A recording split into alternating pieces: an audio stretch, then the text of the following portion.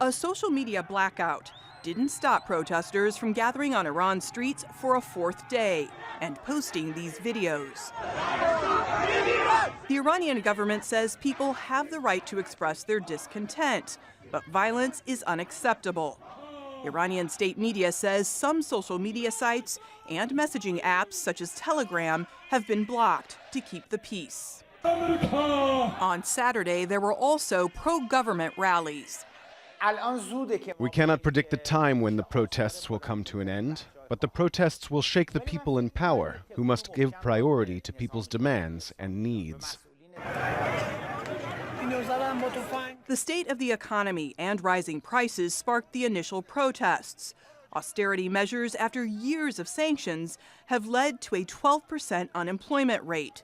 But anger has also shifted to foreign policy. Protesters are critical of the government's support for the Syrian regime of Bashar al-Assad, Hezbollah in Lebanon, and Hamas in the occupied Palestinian territory.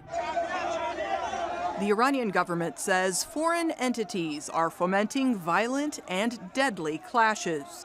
Among the dead, 2 people, 1 a boy, hit by a fire truck in what's been described as an accident. Authorities say it was stolen and abandoned. Through investigations, we came to know there is a clear role played by the foreign intelligence agencies and the government opposition in these killings. The police never opened fire on the protesters. Down with Khamenei! Down with Rouhani! In Washington, D.C., outside the White House, people called for the removal of President Hassan Rouhani.